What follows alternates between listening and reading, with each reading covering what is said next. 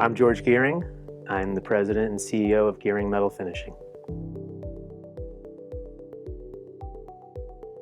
I think what makes Giering different from a lot of our competition is that we're constantly upping our game to broaden our footprint and figure out ways to stay ahead of our competition, as well as being competitive. We monitor our processes to make sure equipment is actually running according to our set points. It's expensive to do, but it's essential for repeatable results. If ovens are set at 400 degrees, they need to be running at 400 degrees in all zones of that cure oven. We also document all our results to make sure we maintain that performance of our coatings and also know when to overhaul any critical portions of those systems. We try to also do preventive maintenance on our systems and schedule that into our calendars so that the folks in production know what the folks in maintenance need to do when and where, and vice versa. We're not afraid to make investments in new equipment, new technology, controls, facilities, benchmarking our equipment, investments in support systems,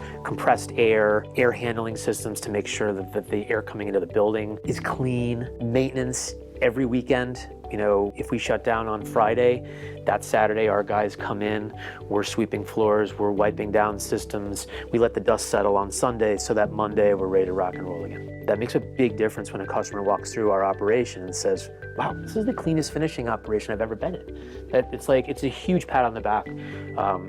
Not just for me, but for anybody that's with me to hear that. We recently, with the kickoff of our new website, new videos, we also purchased apparel for all of our workforce. And I think that when you look the part, you are the part, you can be the part.